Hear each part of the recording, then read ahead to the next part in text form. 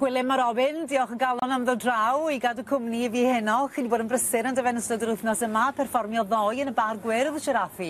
Do, gret do. Nath i'n iawn, do, lot gwell na ben I ddisgwyl ar ddechrau'r wsos, really. A y tywydd wedi bod yn ar yn ochr ni, so hynny'n help. Rwan. Fi'n gwybod, mae'n dechrau pigo bwrw glaw nawr, mae wedi bod yn braf drwy gydol y dydd, yn dyfu. O ddoe, un o'r digwyddiadau pwysica yn y bar gwyrdd hefyd, oedd cysadleuaeth brwydyr y bandiau, a dyna lle ddechreuoch chi?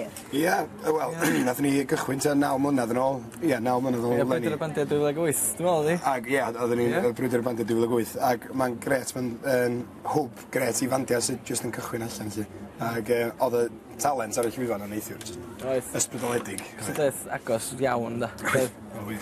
A chyden brawf o bwysigrwydd cysadleuaeth fel hon yn yr Eisteddfod, ond hefe, achos mae yna lwyddiant yn gallu dod, a llwyddiant sy'n para rhai blynyddoedd wedyn, achos I chi wedi bod yn llwyddiannus ar hyd y blynyddoedd, wedi perfformio faint o weithiau? Cannoedd o weithiau, Ie, do. Ond nawr wedi penderfynu bod y cyfan yn mynd I ddod I ben, pam? Wel, oherwydd bod ni gyd ar y wasgar yn un peth, a dwi'n meddwl bod ni wedi cyrraedd pwynt, da ni wedi recordio'n trydydd album ni, mis Mawrth, wedi rhyddhau hwnna, wedi bod yn lot o lwyddiant, a dwi'n meddwl bod ni wedi teimlo bod ni wedi cyrraedd pen y daith mewn ffordd, o ran yn sgiliau credigol ni mewn ffordd, a bod ni'n teimlo fatha'r adeg iawn I orffan mewn ffordd. Un o'i chyfbwyntiau unrhyw fand yng Nghymru wrth gwrs yw Maes B yn yr Eisteddfod Genedlaethol, chi yn Onosfori. Fydd hi'n noson emosiynol, chi'n meddwl, dwi'n gwybod bod na daith ar ôl yr Eisteddfod hefyd, ond fydd hi'n noson emosiynol fan hyn ddechreuoch chi gorffen am y tro lan Maes B Nosfori? Ie, Maes B o lan I, fydd o'n lot o hwyl, a mae wedi bod yn, dwi'n teimlo'n lwcus gael y cyfle I chwarae'r lwyfan mor gret I gynulleidfa mor frwd dros y blynyddoedd. Mae wastad wedi bod yn dda I ni dros y blynyddoedd. Do, mae cefnogaeth yn wedi cael gan trefnwyr gigs a pobl sydd jyst yn prynu'r albums a dod i'r cyngherddau yn rhoi, ie. Mae'n hwyl chwarae ar lwyfan mor proffesiynol mewn ffordd o ddweud, so. Mae'n teimlo fatha gig go iawn pan mae'n dod I Maes B, da.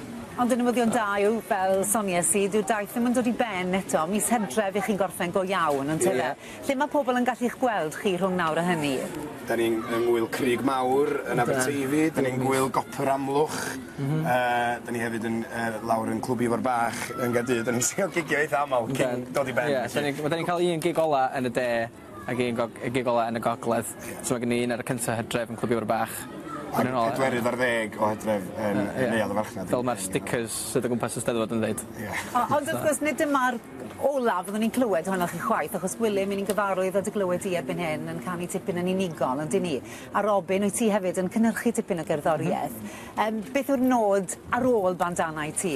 Wel, ie, fel ti'n sôn am brwydr y bandi ar efft, so mae hwnna'n gyfle da ar efft I fi I weld, I gael bod yn rhan o hynny mewn ffordd, a bod yn bach o sgowt a bach o sbio yna fo o safbwynt cynhyrchiol a bod yn rhan o gweithio ar fandiau ochr yna lle a dod â beth dwi wedi ddysgu ar hyd y blynedd a gobeithio dangos yn rhoi yng ngwasanaeth i'r bobl, i'r dyfodol mewn ffordd.